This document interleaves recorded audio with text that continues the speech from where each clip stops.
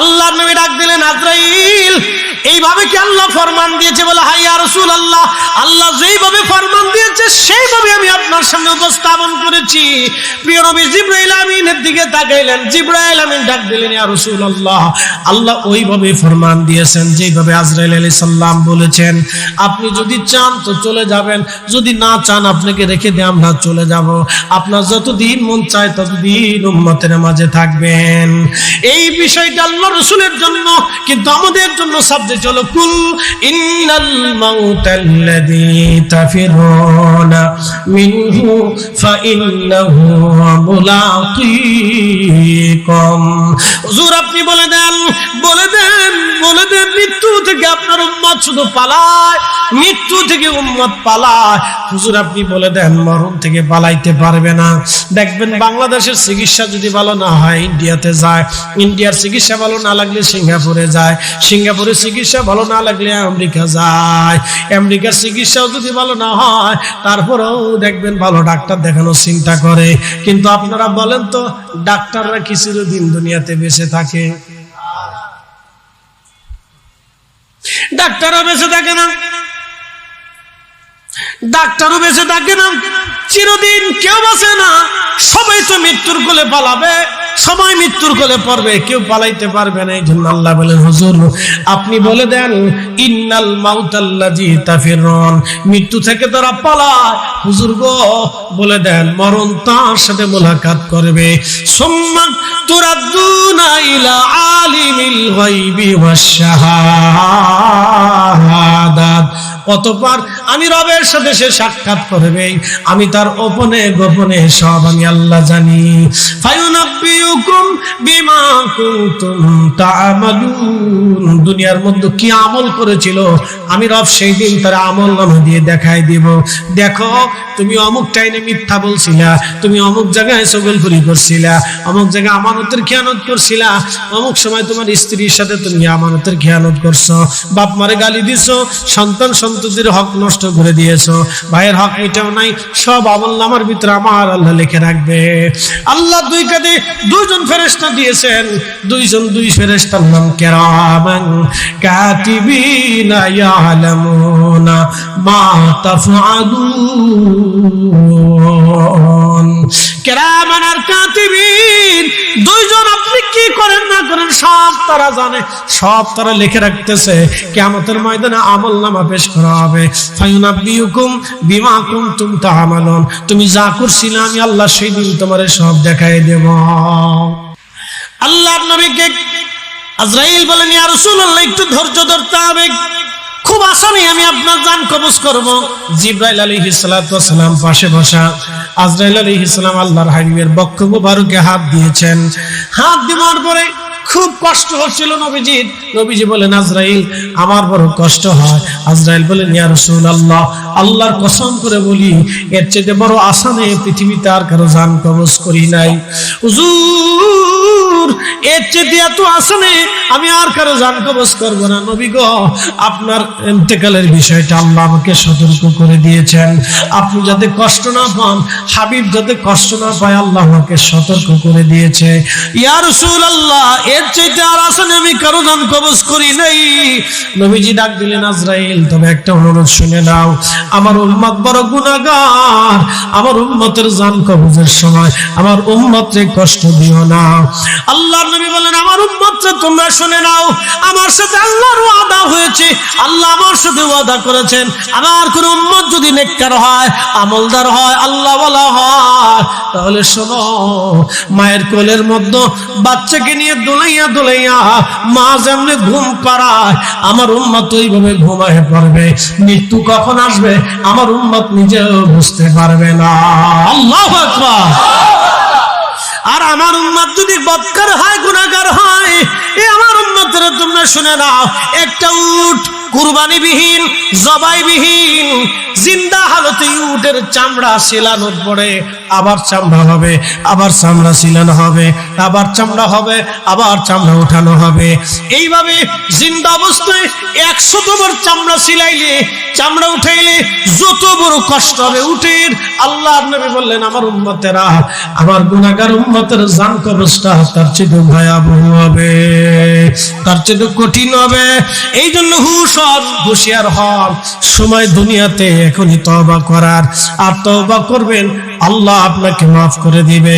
তওবা করবেন না, ক্ষমা হবে না। বেশি বেশি তওবা করা লাগবে। আল্লাহর নবী বললেন, আমার উম্মত তোমরা শোনো। আজরাইল আলাইহিস সালাম, আল্লাহর নবী বলেন, আমার উম্মত তোমরা শোনো। হযরতে রাসূল করিম বলতেছেন, আযাজিল শয়তান যখন আল্লাহ থেকে জুদা হয়ে আসলো, আল্লাহ থেকে তারাই দিল, কানা মিনাল কাফিরিন বলে আল্লাহ ঘোষণা দিয়ে বললেন, তুই অবিশ্বাসী, বের হয়ে যা। ঠিক তখনই রব্বুল আলামিন আযাজিল ডাক দিয়ে বলতেছে, ইয়া রাব্বি, আপনি আমারে আপনার দরজা থেকে তারাই দিলেন আদমের জন্য। আল্লাহ, তাহলে শুনে নেন, আমাকে 3টা জিনিস দেন। আমি 9 লক্ষ বছর আপনাকে সেজদা দিয়েছি, 9 লক্ষ বছর একটানা আপনার ইবাদত করেছি, বিনিময় তো আমি কিছু পাই। বলে, হ্যাঁ, কি চাও তুমি? বলে, আল্লাহ, 1 নম্বর কিয়ামত পর্যন্ত হায়াত চাই। আল্লাহ বলেন, হায়াত দিয়ে দিলাম। 2 নম্বর, আল্লাহ, তাম পৃথিবী সফর করে আসবো, 1 সেকেন্ডের মধ্যে তাম দুনিয়া ঘুরে আসবো, এমন ক্ষমতা তুমি আমারে দিয়ে দাও। আল্লাহ বলেন, তাও দিলাম। ফাতিমার একটা বড় সংবাদ হলো, আমার ইন্তেকালের পরে আমার পরিবারের মধ্যে, বংশের মধ্যে সবার আগে তুমি ইন্তেকাল করবা। ফাতেমা, সবার আগে তোমার সাথে আমার জান্নাতে দেখা হবে। আমি আর তুমি, বাবার মেয়ে, 2 জন একসাথে জান্নাতে থাকবো। একবার জোরে বলা যাবে কি মারহাবা? ঠিক তখনই ফাতেমা তো যারা মুস্কি মুস্কি হেসে দিলেন, বিরাট খুশি হয়ে গেলেন।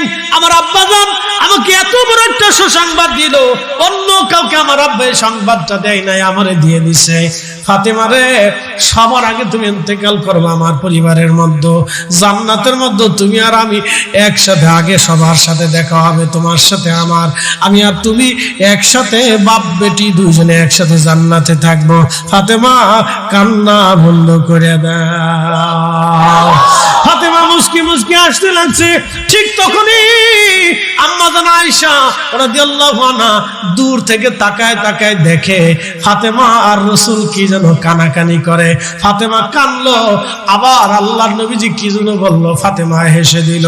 ফাতেমাটা বের হয়ে যাচ্ছে, তখন ডাক দিয়ে বলেন, ফাতেমা রে, আজকে একটা গোপন কথা বলে দিয়ে যাও। তুমি তোমার আব্বাজানের পাশে বসে বসে কাঁদতেছিলে, কিন্তু তোমার আব্বাজান তোমারে কি বললো, আর তুমি তোমার আব্বাজানের দুঃখের সময় তুমি হেসে দিলা। ফাতেমা, আমি আয়েশাকে বলে যাও। ফাতেমা তো জাহরা ডাক দিয়ে বলেন, আম্মা জান, আম্মা জান, আমার আব্বাজান আমাকে এমন একটা সুসংবাদ দিয়েছে যা কাউকে দেয় নাই, সেই জন্য আমি খুশির অতিশয্যে হাসতেছি, আমার আর জীবনে কোনো দুঃখ বেদনা নাই। বলো ফাতেমা কি? বলা, আম্মা জান শুনে নেন, আমার আব্বা জান আমারে ডাক দিয়ে বলেন, ফাতেমা রে, আমার পরিবারের মধ্যে, আমার বংশের মধ্যে আমার ইন্তেকালের পরে সবার আগে তুমি ইন্তেকাল করবা। সবার আগে ইন্তেকাল করার পরে ফাতেমা, আমি আর তুমি একসাথে 2 জন জান্নাতে দেখা হবে, বাপ বেটি 2 জন একসাথে জান্নাতের মধ্যে থাকবো। আব্বা জানের এই সুসংবাদে আমি ফাতেমা মুস্কি মুস্কি হাসতেছি। এর চাইতে বড় খুশি আমার জীবনে আর কিছুই হতে পারে না। আল্লাহু আকবার। ফাতেমা হাসতে হাসতে চলে গেলেন। প্রিয় নবীজির অবস্থা অবনতি হলো। আম্মা জান আয়েশা সিদ্দিকা রাদিয়াল্লাহু আনহা হুজরা শরীফে ঠিক এমন সময় জিবরাইল আমিন আসছেন, সাথে হযরতে আজরাইল আলাইহিস সালামকে নিয়ে। কোনদিনও আজরাইল আল্লাহর হাবিবের কাছে আসেন নাই। যদি কখনো মদিনাতে যান, রওজা শরীফের বাম পাশে এখনো দেখবেন বাবে জিবরাইল, জিবরাইল আলাইহিস সালামের দরজা এখনো লেখা আছে। আরেকটা দরজা আছে বাবুন নিসা, মহিলাদের দরজা। ওই দরজা দিয়ে এখন সবাইকে, হাজীদেরকে ঢোকায় রিয়াজুল জান্নায় নিয়ে যায়। ওই বাবুন নিসার পাশেই আপনারা দেখবেন একটা ছোট্ট টিলা। এইখানে আমাদের স্টেজের মতো জায়গা, এখন আছে কিনা জানি না। এইখানে আহলে সুফফা সাহাবীরা বসবাস করতেন। এখানে একটা গাছ ছিল, যদিও গাছটা এখন আর নাই, এইখানে একটা গাছ ছিল আল্লাহর নবীর জমানাতে, এই সময় একটা গাছ ছিল। এই গাছের নিচে আহলে সুফা সাহাবীরা বসবাস করত। আহলু সুফা কারা? যাদের বাড়ি নাই, ঘর নাই, স্ত্রী নাই, সন্তান নাই, জমি নাই, জমা নাই, টাকা নাই, পয়সা নাই, আজকে কি খাবে তাও নাই, কাপড় চোপড় নাই, কালকে কাপড় চোপড় কি কিনবে তাও নাই, আগামী ওয়াক্তের জন্য কোনো খাবার জমা নাই। নবীর বাড়ি খাবার আসলে খাবার খাইতেন, না আসলে না খেয়ে থাকতেন। আল্লাহর হাবিবের দরজায় ধন্না দিয়ে পড়ে থাকতেন, ইবাদতে, নামাজে, রোজায় সারাদিন 24 ঘন্টায় আল্লাহর নবীর দরগায় পইরা ইবাদত গুজার করতেন। তারা আহলুস সুফা। আহলুস সুফা থেকে হয়েছে সুফি। সুফি মানে কি বুঝাই দিয়ে যায় আহলুস সুফা। আহলুস সুফা কারা? যারা দুনিয়ার কোনো চিন্তা ছিল না, শুধু আল্লাহর চিন্তা। আল্লাহ রসুলের বাড়ি পড়ে থাকতেন, তারা খাবার আসলে খাইতেন, না আসলে তারা না খেয়ে থাকতেন। তারা আহলুস সুফা। আহলুস সুফা থেকে সুফি। সুফি যারা সুফি ছিলেন তাদের দুনিয়ার কোনো সম্পদ ছিল না। শাহজালাল ইয়ামানি মুজাররিদি রাহমাতুল্লাহ আলাইহি ঘুমাই রইছেন, তার কোনো বংশধর নাই, 1 শতক জমিন তার নামে লেখা নাই, তার রাজ্য দখল নাই, সিংহাসন নাই, জমি জমা নাই, ঘরবাড়ি কিছুই নাই, কিন্তু কোটি কোটি মানুষ 750 বছর ধরে ওনার জিয়ারতে যাইয়া ওনার মাজারের পাশে বৈশা বৈশা চোখের পানি ফেলে ফেলে দোয়া করে। কি কথা কর না, ঠিক কিনা? আহলুস সুফা থেকে এ শাহ সুফিরা, খাজা বাবা আজমিরি শাহ সুফি 90 লক্ষ মানুষকে কালেমা পড়াইলেন। বাড়ি নাই, ঘর নাই, জমি নাই, জমা নাই, টাকা নাই, পয়সা নাই, কিচ্ছু নাই।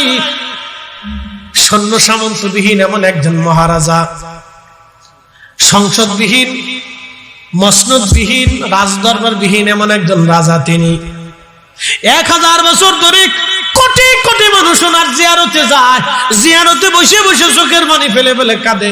খাজা বাহাউদ্দিন নাশবন্দি বুখারী রাহমাতুল্লাহ আলাইহি সংসদবিহীন, রাজ্যবিহীন রাজা। হুজুর মুজাদ্দিদ আল ফিসানি হিন্দি রাজ্যবিহীন এমন একজন রাজা। ওন্দা আল্লাহর ওলি যারা ছিলেন তারা সবাই রাজ্যবিহীন রাজা। এমন রাজা আল্লাহ তাদেরকে বানাইছে, দুনিয়ারও রাজা, আখিরাতেরও তারা রাজা। কথা ঠিক কিনা? দুনিয়ার রাজা, আখিরাতে রাজা। দুনিয়ার রাজা, আখিরাতেও রাজা। এই জন্য সুফি সুফি বুঝে দিতে হবে। সুফি কারা? দুনিয়ার মোহ যাদের মধ্যে নাই তারা সুফি। প্রিয় উপস্থিতি হাজিরিন, খুব মনোযোগ দিবেন। এই বাবুন নেশা বাবে জিব্রাইলের, এই জিব্রাইলের দরজা দিয়ে হযরত জিব্রাইল আলাইহিস সালাতু ওয়াস সালাম আল্লাহর হাবিবের খেদমতে আসতেন। ওই দরজার সামনে দাঁড়িয়ে সালাম দিতেন। আম্মা জানরা অন্দরমহলে যাওয়ার পরে জিব্রাইল আমিন ঢুকতেন, দরজার পাশে সালাম দিলেন। সালামের আওয়াজ শুনে নবীজি বুঝতে পারলেন জিব্রাইল আমিন আসছে। আম্মা জানদেরকে বললেন তোমরা ভিতরে চলে যাও, পর্দার আড়ালে জিব্রাইল আমিন আসছে। আল্লাহ জিব্রাইলকে পাঠাইছে আমার সাথে কথা বলার জন্য। জিব্রাইলও ঢুকলেন, সালাম আরজ করলেন, সাথে আজরাইল আলাইহিস সালামও ঢুকলেন, সালাম দিলেন। আল্লাহর নবীকে বললেন ইয়া রাসূলুল্লাহ, ইয়া হাবিবাল্লাহ, আমি জিব্রাইল আজকে একা আসি নাই, আমার সাথে মালাকুল মউত আজরাইলকে নিয়ে আসছি। নবীজি যিনি মায়ের কোল থেকে সন্তানকে নিয়ে চলে যায়, সন্তানের কোল থেকে মা বাবাকে নিয়ে চলে যায়, ভাইয়ের কোল থেকে ভাইকে নিয়ে চলে যায়, ডাক্তারের সামনে থেকে রোগী নিয়ে চলে যায়, সৈন্য সামন্তের ভিতর থেকে সেনা প্রধানকে নিয়ে চলে যায়, লক্ষ লক্ষ সৈন্য সামন্তের পাহাড়ের ভিতর থেকে যিনি রাজা বাদশাদেরকে নিয়ে চলে যায়, হুজুর তিনি মালাকুল মউত আজরাইল আলাইহিস সালামকে আল্লাহ আমার সাথে আপনার খেদমতে পাঠিয়েছে। হুজুর আপনি যদি ইজাজত দেন, হযরত আজরাইল আপনার সাথে কথা বলতে চায়। চিৎকার মেরে জোরে বলেন মারহাবা। আমরা সাথে কি আজরাইল কথা কইব? ফরিদি সাহেব জীবনে বহুত ওয়াজ করছেন, আজকে আপনার লাগি একটু কথাবার্তা আছে, কইয়ে তারপর আপনি লয়ে যাইবেন। আমাদের সাথে হযরত আজরাইল আলাইহিস সালাম কথা বলবে না, এমন এক মহামানবের সাথে আজরাইল কথা বলবে। শুধু কথা বলবে না, কথা বলার আগে ইজাজত চায়। কথা বলার আগে ইজাজত চায়, আমরা তার উম্মত। চারটিখানি কথা না, এমন একজন নবীর উম্মত আজকে থেকে চিন্তা করে যাবেন, ওই নবীজি সুদ হারাম করছে, আমি কোনোদিন সুদ খাবো না। ওই নবীজি ঘুষ হারাম করছে, আমি কোনোদিন ঘুষ খাবো না। ওই নবীজি অন্যের মাল হারাম করে দিয়ে গেছে, অন্যায়ভাবে অন্যের মাল আমি ধরবো না। ওই নবীজি আমার স্ত্রীর হক হারাম করে দিয়ে গেছে, অতএব স্ত্রীর হক আমি নষ্ট করবো না। আমার বাবার হক নষ্ট করবো না, আমার ভাইয়ের হক নষ্ট করবো না, আমার বোনের হক নষ্ট করব না। বাংলাদেশে বহু ভাই আছে, বোনের জমি জাতি বুঝাই দেয় না, ভাগিনার সাথে বাঁচতে ভাগিনার সাথে মারামারি কাটাকাটি কোবাকুবি হয়। প্রিয় উপস্থিতি, রাঘবপুরবাসী, আল্লাহ বলেন হাবিব উম্মতকে জানান, মৃত্যুর সময় যখন চলে আসবে, 1 সেকেন্ড পর্যন্ত দেরি করা হবে না, আমার বান্দাদেরকে সময় দেওয়া হবে না, নির্দিষ্ট সময়ে তাকে নিয়ে আসা হবে। এমনকি ওমা তাদেরি নাফসুম বিআইয়ি আরদিন তামুত, কখন সে কোথায় মারা যাবে সেই খবর আমি আল্লাহ তাকে দেব না। সে নিজেও জানবে না কখন কোন সময় মারা যাবে, আপনি নিজেও জানেন না।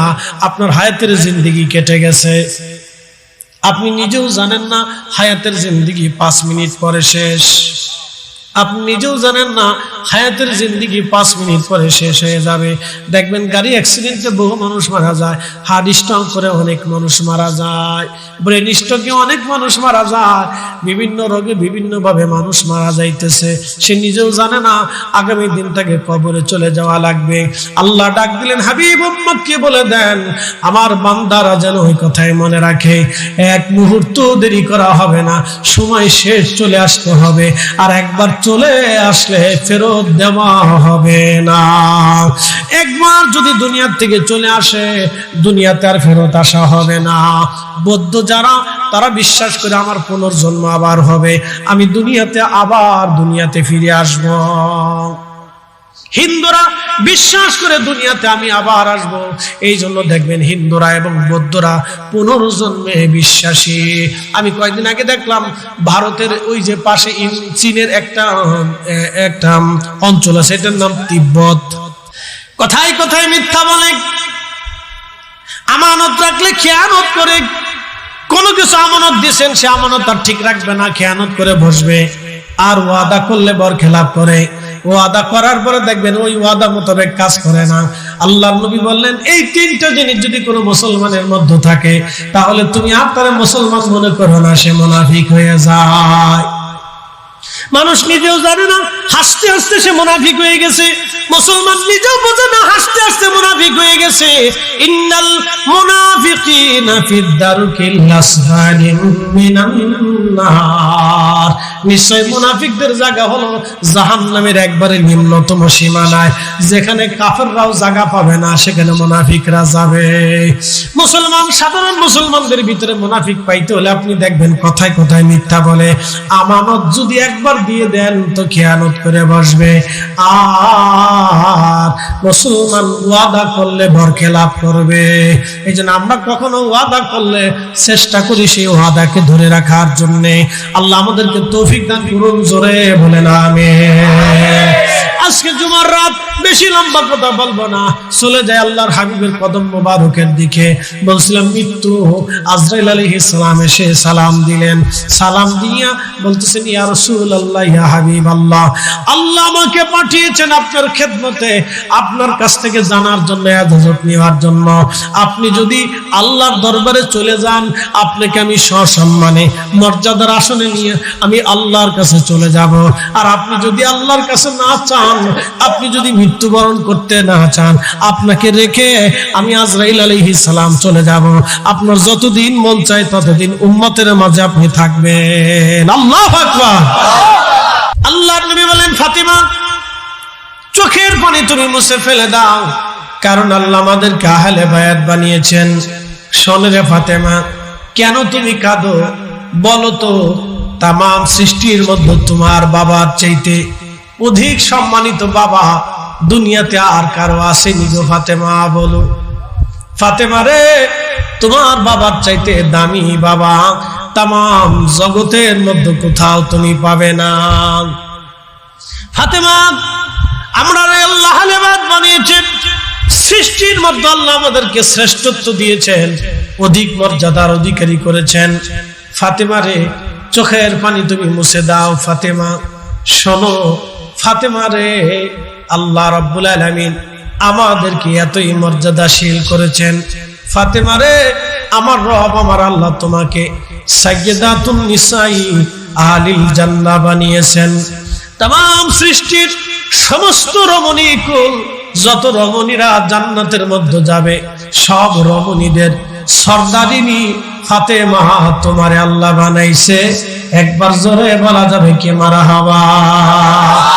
এ নারী সমাজ ভালো করে কথাগুলি শুনে যাবেন। মা আমার বোনেরা গো, ফাতেমা হচ্ছেন আপনাদের সাইয়্যিদিনী, আপনাদের সরদারিনী। ফাতেমা যদি সরদারিনী হয় তাহলে মা বোনেরা শুনে যান, ফাতেমার মতো চরিত্রবান হতে হবে, ফাতেমার মতো আদর্শ আপনাকে নিতে হবে, ঠিক কিনা? ফাতেমার মতো আদর্শবান হতে হবে, ফাতেমার মতো চরিত্রবান হতে হবে, ফাতেমার আদর্শ আপনাদের কলিজায় হতে হবে। আপনার জীবনে হযরত সাইয়্যিদাতুন নিসাই আহলিল জান্নাহ ফাতিমাতুজ জাহরা রাদিয়াল্লাহু আনহার চরিত্র এবং তার আদর্শ আপনার জীবনে আসতে হবে, কারণ তিনি আপনাদের সরদারিনী। ফাতেমা রে তোমারে আল্লাহ রাব্বুল আলামিন দুইটা বেটা দিয়েছে, দুইটা সন্তান আল্লাহ তোমারে দিছে। ফাতেমা বলো, তামাম সৃষ্টির মধ্যে আল্লাহ এমন মর্যাদা আর কাউরে দেয় নাই। আল হাসানু আল হুসাইনু সাইয়্যিদা শাবাবি আহলিল জান্নাহ, আমার হাসান আর হুসাইন দুইজন জান্নাতের যুবকদের সর্দার। ফাতেমা রে কোন মায়ের সন্তানকে আমার আল্লাহ জান্নাতের যুবকদের সর্দার বানায় নাই, তোমার কলিজার টুকরা সন্তানদেরকে আল্লাহ জান্নাতের যুবকদের সর্দার বানাইছে। আল্লাহু আকবার। বদরে, উহুদে, খন্দকে, মুতা, হুনাইনে, পৃথিবীর যত স্থানে কাফেরদের বিরুদ্ধে মুসলমানরা জিহাদ করে শহীদ হয়েছে, সমস্ত শহীদদের সর্দার যিনি, তিনি নবীজির চাচা ফাতেমা রাদিয়াল্লাহু আনহার দাদা। আল্লাহর নবী বলেন, ফাতেমা রে চোখের পানি মুছে ফেলে দাও, কারণ আল্লাহ আমাদেরকে আহলে বায়াত বানিয়েছেন, তামাম সৃষ্টির মধ্যে শ্রেষ্ঠত্ব দিয়েছেন। আমার বংশে, আমার রক্তে, আমার চাচাকে, তোমার দাদাকে আল্লাহ সাইয়্যিদুশ শুহাদা বানিয়েছে। সৃষ্টির কোন নবীর বংশের ভিতরে, সৃষ্টির কোন নবীর আওলাদের মধ্যে সাইয়্যিদুশ শুহাদা নাই।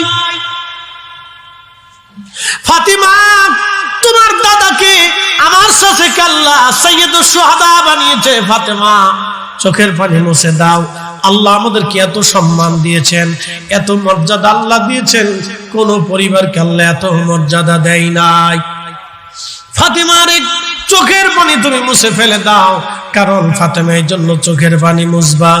ফাতেমা রে তোমার বংশের ভিতরে তোমার আমার চাচাতো ভাই, তোমার স্বামীর ভাই, তোমার স্বামীর ভাই জাফরকে আল্লাহ এত পরিমাণে মর্যাদা দিয়েছে, তার দুইটা হাতের বদলে আল্লাহ দুইটা পাখা বানিয়ে দিয়েছে। তোমার আমার জাফর দুই হাত, মুতার প্রান্তরে জাফরের দুই হাত কাফেররা কেটে ফেলে দিয়েছিল, জাফরের হাত চলে গেছে, তাতে কি হবে? আল্লাহ দুইটা পাখা বানিয়ে দিয়েছে জাফরকে। আমার জাফর জান্নাতের যেখানে খুশি সেখানে উড়ে উড়ে বেড়ায়, এমন মর্যাদা আমার আল্লাহ আর কাউকে দান করে নাই, কোন পরিবারকে আল্লাহ এই মর্যাদা দেয় নাই। ফাতেমার চোখের পানি মুছে ফেলো। ফাতেমা তোমার স্বামী আলীকে আল্লাহ রাব্বুল আলামিন এত বড় মর্যাদা দিয়েছে, আল্লাহ দুনিয়ার থেকে তোমার স্বামীকে জান্নাতের সার্টিফিকেট আমার আল্লাহ তাকে দিয়ে দিছে। একবার জোরে বলা যাবে কি মারহাবা। ফাতেমা তুমি আরো শোনো, মন বেজার করবা না। ফাতেমা রে তোমার সাথে আলীর বিয়ে দিয়েছি, আলীর সাথে তোমাকে বিবাহ দিয়েছিলাম। ফাতেমা রে তুমি শুনে রাখো, তোমাদের বিবাহটা আমার ইচ্ছায় হয় নাই, তোমার স্বামী যিনি পছন্দ করেছেন তিনি আমার আল্লাহ। আল্লাহ তোমার স্বামী নির্বাচন করেছেন, আমার আল্লাহ তোমাকে আলীকে দান করেছেন, আলীকে তোমাকে দান করেছেন। আলীর সাথে বিয়ে আমি নবীর ইচ্ছায় হয় নাই ফাতেমা, তোমার আলীর সাথে তোমার বিয়ে হয়েছে, তোমার সাথে আলীর বিবাহ হয়েছে, এটা আমার ইচ্ছাই না, এটা স্বয়ং আমার রব আমার আল্লাহর ইচ্ছায় হয়েছিল। এই জন্য শাহাদে কারবালাকে সহজ করে দেখবেন না। আল্লাহর নবী আরো ডাক দিলেন, ফাতেমা চোখের পানি তুমি মুছে ফেলো, কাঁদবা না। খোদার জমিনে আমি নবী যেইভাবে দিন প্রতিষ্ঠিত করলাম, ফাতেমারে সৃষ্টির একেবারে শেষ প্রান্তে কিয়ামতের পূর্ব সময় জমিনে আমার আল্লাহ একজন ব্যক্তিকে দুনিয়াতে পাঠাবেন, তার নাম হবে মুহাম্মদ, বাবার নাম হবে আব্দুল্লাহ, তার পরিচয় হবে ইমাম মাহদী নামে। আল্লাহর নবী ডাক দিয়ে বলেন, ফাতিমা আমি যেইভাবে খোদার জমিনে খোদার দিন প্রতিষ্ঠিত করেছি, আমার মাহদী দুনিয়াতে আসবে, দাজ্জালকে হত্যা করবে। পৃথিবীর এমন কোন ইঞ্চি মাটি নাই যে ইঞ্চি মাটির মধ্যে আমার মাহদী কালেমার পতাকা উড্ডীন না করবে। ফাতেমারে আমি যেইভাবে দিন প্রতিষ্ঠিত করেছি, আমার মাহদী ওইভাবে খোদার জমিনে খোদার দিন প্রতিষ্ঠিত করবে। এ ফাতেমা চোখের পানি তুমি মুছে ফেলে দাও। ফাতেমা রে তুমি শুনে রাখো ফাতেমা, আমার মাহদী দুনিয়াতে আসবে পৃথিবীর অন্য কোন বংশে না, রক্তে না, চৌধুরী বংশে না, মোল্লা বংশে না, শেখ বংশে না, কোন বংশে ইমাম মাহদী দুনিয়াতে আসবে না। তোমার হাসান তোমার হুসাইনি রক্তের মাধ্যম দিয়া, তুমিও তোমার আলীর রক্তের মাধ্যম দিয়া, আমি রাসূলের পবিত্র রক্তের ধারাবাহিকতা দিয়া তোমার সন্তান হাসান হুসাইনি রক্তের মাধ্যমে এই দুনিয়াতে একটা সন্তান আল্লাহ পাঠাবে, তার নাম হবে ইমাম মাহদী। আল্লাহু আকবার। প্রিয় মুসলমান, কথাগুলো অত্যন্ত বোঝা জরুরি। হযরত ইমাম মাহদী দুনিয়াতে আসবেন, হেরেম শরীফে কাবা শরীফে আজান হয়ে যাবে, নামাজের জন্য দাঁড়িয়ে যাবেন। ঠিক এমন সময় কাতার হয়ে গেছে হেরেমের চারপাশে, লক্ষ লক্ষ মুসলমান কাতারবদ্ধ হয়ে জামাতে দাঁড়াবে, হজের সময় হবে সময়টা, কাতারবদ্ধ ভাবে নামাজে দাঁড়িয়ে গেছে। যাই নামাজের মুসল্লা রুকনে কাবা শরীফের রুকন হাজরে আসওয়াদের পাশে মাকামে ইব্রাহিমের বরাবরে হযরত ইমাম মাহদী আলাইহিস সালাতু ওয়াস সালাম দাঁড়িয়ে যাবেন। ঠিক এমন সময় আল্লাহর পক্ষ থেকে ওনার কালবের মধ্যে মেসেজ আসবে, হে মাহদী অপেক্ষা করো, ঈসা রুহুল্লাহকে দুনিয়ার মধ্যে আমি পাঠাইতেছি। আসমান থেকে ফেরেশতারা তাকে কাঁধে করে নামাইতেছে, ফেরেশতাদের দুই কাঁধের উপরে ভর দিয়ে, দুইজন ফেরেশতার কাঁধে ভর দিয়ে ঈসা রুহুল্লাহ দুনিয়াতে নামতেছেন। আল্লাহর একজন নবী জলিল কদর রাসূল তিনি ঈসা রুহুল্লাহ, তিনি আসমান থেকে দুনিয়াতে নামতেছেন ফেরেশতাদের কাঁধে ভর দিয়ে। তিনি আসবে, তিনি আসার পরে তুমি নামাজ আদায় করবে। ইমাম মাহদীর ও কালবের ভিতরে আমার আল্লাহ মেসেজ পাঠিয়ে দিবে। একবার জোরে বলা যাবে কি মারহাবা। হযরত ইমাম মাহদী আলাইহিস সালাতু ওয়াস সালাম তিনি নামাজে দাঁড়িয়ে যাবেন। নামাজ ইমাম মাহদী নামাজ পড়াবেন, ঈসা রুহুল্লাহ ইমাম মাহদী আলাইহিস সালামের পিছনে নামাজ পড়বেন। তাহলে ইমাম মাহদীকে, যিনি হযরত ইমাম হাসান হুসাইন রাদিয়াল্লাহু আনহুমার বংশধর, তিনার রক্ত হাসানি হুসাইনি রক্ত থাকবে ইমাম মাহদীর। আপনি এবার চিন্তা করেন, এখন প্রশ্ন করে জবাব দিবেন, ইমাম মাহদীর কারণে কি হাসান হুসাইনের দাম হইল, না হাসান হুসাইনের কারণে মাহদীর দাম হইল? প্রিয় ভাইরা আমার, আল্লাহর হাবিবের জেসব মুবারকের পাশে বসে বসে ফাতেমা কান্না করে। ঠিক এমন সময় প্রিয় নবীজি ডাক দিয়ে বলেন, ফাতেমা তুমি আমার কানের কাছে, আমার মুখের কাছে তোমার কান লাগাও। কানটা লাগাই দিলেন। ঠিক এমন সময় নবীজি বললেন, ফাতেমা শোনো গো, তোমার জন্য আর একটা সুসংবাদ, আমার ইন্তেকালের পরে আমার পরিবারের মধ্যে সবার আগে তুমি ইন্তেকাল করবা। এই শয়তান এখানে বসে ধোঁকা দিব। আল্লাহ বলেন তাও দিয়ে দিলাম। এই জন্য আল্লাহ রাসূল বলেন, আমার উম্মতরা তোমরা শোনো, তোমাদের কালবের মধ্যে বসে শয়তান তোমার এই কালবের এখানে বসে বসে তোমাকে ধোঁকা দিতে থাকে। শয়তান যদি তাড়াইতে চাও, জিকিরের ধাক্কা দাও। আল্লাহ স্মরণ, আল্লাহর ইয়াদ যখন আসবে, সাথে সাথে শয়তান এখান থেকে পালিয়ে যাবে। আজান দিলে শয়তান পালায়, কোরআন তেলাওয়াত করলে শয়তান পালায়, জিকির করলে শয়তান পালায়। হাইদা কাদাইতুমুস সালাতা, নামাজ শেষ করছো, ফাযকুরুল্লাহ, আল্লাহর জিকির করো। কিয়ামা, দাঁড়াই রইছো, দাঁড়ায় দাঁড়ায় করো, নিষেধ নাই। মারহাবা কর। এখন দাঁড়ায় জিকির করার সময় অনেকের মাথা ঝুলে, ঝুলে কি ঝুলে না? এই ঝুলা দেখলে কই বন্ধ, শয়তানি চিন্তা করে ওইলোটা কি, তো আমার সে তো মারাত্মক। কে দাঁড়ায় জিকির করলে একটু ঝুললে আপনার সমস্যা কি? বেটা তো নাচতেছে না, পপ গানের সাথে তোর বেটা নাচে না, বেটা তো জিকির করতেছে। কার? আল্লাহ। কেমনে করে? দাঁড়ায় করে। কিয়ামা, কোরআন বলতেছে দাঁড়ায় করো। আপনি ফতোয়া দেওয়ার কেডা? আমি ফতোয়া দেওয়ার কেডা? ওয়া কুউদা, বসে করো। ওয়া আলা জুনুবিকুম, শুয়ে করো। শুয়ে রইছো, শুয়ে করো। বসে রইছো, বসে করো। এখন বসে বসে জিকির করার সময় মাথা ডুলে কি ডুলে না? একদলকে জিকির করাতে মাথা ডুলবে কে? তখন হেরে জিজ্ঞেস করে যে হাফেজ সাহেব যখন কোরআন পড়ে, তখন সে কোরআন শরীফ পড়ার সময় হাফেজ সাহেব ডুলে কে? কি প্রশ্ন আছে না? কোরআন পড়ার সময় হাফেজ সাহেব ডুলে না? আচ্ছা, হাফেজ কোরআন পড়ার সময় ডুলে কে? এটা কি ইচ্ছা করে ডুলে? এটা অটোমেটিক ডুল আছে, কারণ এটা আল্লাহর কালাম, আল্লাহর পবিত্র কালাম, এটা আল্লাহর জিকির। এই কোরআন আল্লাহর জিকির। এই কোরআন তেলাওয়াত করলে আপনি আল্লাহ জিকির করতেছেন, আল্লাহর স্মরণ করতেছেন। ফাসুবহানাল্লাহি হিনা তুমশুনা ওয়া হিনা তুসবিহুনা ওয়া লাহুল হামদু ফিস সামাওয়াতি ওয়াল আরদি ওয়া আশিয়াম ওয়া হিনা তুযহিরুন। এটা আল্লাহর কালাম, আল্লাহর কথা। আপনি যখন পড়তেছেন তখন ডুল আসতেছে, ভালো লাগতেছে, মজা লাগতেছে। কারণ কি? আপনার কলবের মধ্যে তখন শয়তান নেই। একসাথে বলবেন আল্লাহু আকবার। কলবের মধ্যে কি নাই? দুরূদ শরীফ যখন পড়েন তখন এই লজ্জত আসে, মজা লাগে, তখন শান্তি লাগে। বলে কারণ কি? কলবের মধ্যে শয়তান নাই। আপনি যখন জিকির করেন তখন মজা লাগে। বলে কেন লাগে? কলবের ভিতরে শয়তান নাই। খালি বেদাত বেদাত কই উম্মতকে ধ্বংস করার বুদ্ধি হচ্ছে।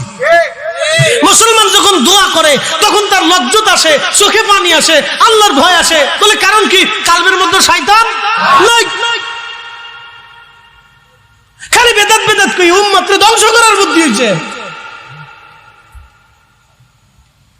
প্রিয় উপস্থিতি, পীর মাশায়েখরা বড় চিন্তা ভাবনা করে আপনার জিকিরের তালিম দিচ্ছে। এটা পীর মাশায়েখদের তালিম না, এটা আল্লাহ রাসূল দিয়ে গেছে। সহিহ বুখারীতে কিতাবুল আজকারে হযরত আব্দুল্লাহ ইবনে আব্বাস রাদিয়াল্লাহু আনহুমা বলেন, রাসূলের জামানাতে, আল্লাহর নবীর জামানাতে উচ্চ আওয়াজে নামাজের পরে সাহাবায়ে কেরাম জিকির করতেন। নামাজের পরে সাহাবায়ে কেরাম জিকির করতেন উচ্চ আওয়াজ দিয়া। আন্না রাফাস সাউতি বিযিকরিহি ইয়ানসারিফুন নাসু মিনাল মাকতুবা কানা আলা আদিন নবী সাল্লাল্লাহু আলাইহি সাল্লাম। রাওয়াহুল বুখারী। একবার জোরে বলা যাবে কি মারহাবা? নামাজের পরে একসাথে বলেন কোন সময়? না, জোরে বলেন কোন সময়? জোরে বলেন কোন সময়? নামাজের পরে। কিভাবে? জোরে জোরে। আন্না রাফাস সাউত, সহিহ বুখারীতে আছে, আন্না রাফাস সাউত, উচ্চ আওয়াজ দিয়ে সাহাবায়ে কেরাম জিকির করত। কানা আলা হাদিন নবী, নবীর জামানাতে ফরজ নামাজ পড়িয়া সাহাবায়ে কেরাম জোরে জোরে জিকির করত। আর আপনি বেদাতের ফতোয়া মারতেছেন, শয়তান কোথাকার। এজন্য দাঁড়ায় পড়েন, দাঁড়ায় করেন, অসুবিধা নাই। বসে আছেন, বসে করেন, সমস্যা নাই। শুয়ে রয়েছেন, শুয়ে আল্লাহ জিকির করেন, সমস্যা নাই। নামাজ শেষ করেছেন, আল্লাহ জিকির করেন, কোনো সমস্যা নাই। ব্যবসা করেন, জিকির করেন। চাকরি করেন, জিকির করেন। হাঁটতেছেন, জিকির করেন। কাজ করেন, জিকির করেন, অসুবিধা নাই। আপনি যে হালতে আছেন আল্লাহ জিকির করেন, অসুবিধা নাই। ওযু নাই, জিকির করেন, সমস্যা নাই। কিন্তু ওযু ছাড়া দুরূদ শরীফ পড়া যায় না। বলবেন হুজুর এটা কি? হ্যাঁ, এটা বুঝে যাবে। ওযু ছাড়া দুরূদ হয় না। বলে কেন হয় না? রহস্যটা বলে দিই। ওযু ছাড়া জিকির হবে, অসুবিধা নেই। আপনি জিকির করেন আল্লাহ আল্লাহ আল্লাহ আল্লাহ, ওযু ছাড়া হবে, কিন্তু ওযু ছাড়া দুরূদ পড়বেন হবে। এজন্য আমি জীবনে দেখছি, আমি যেদিন ওযু ছাড়া ওয়াজ আসি, ওয়াজ হয় না। মানে ওযু ছাড়া, বুঝতে পারছেন, হঠাৎ চলে আসছি, ওযু নেই, কিন্তু আমি গাড়ির ভিতরে সবসময় পাথর রাখি। আমার ব্যাগের ভিতরে একটা ছোট পাথর থাকে। ইমার্জেন্সির সময় দেখেছে ওযু করার সময় থাকে না, তখন আমি তায়াম্মুম করি, চেষ্টা করি। তো খুব মনোযোগ দেন। ওযু ছাড়া ওয়াজ হয় না, ওয়াজ নষ্ট হয়, তাসির হয় না, কালবের মধ্যে তাসির হয় না, কালবের মধ্যে তাসির হয় না। ওয়াজ হবে, ওয়াজ শুনবে, মানুষের দিয়ে চলে যাবে, কিন্তু কাজ হয় না। সেটা টেনে যাইয়া ঘুমাইতে না, ফজর তো উঠে বিড়ি টান দিয়ে গেছে, আটা শুরু করে শেষ ওয়াজ চলে গেছে, ওয়াজে কাজ হয়। আপনাদেরকে শোনাই, দুরূদ ওযু ছাড়া হয়। বলে কেন হয় না?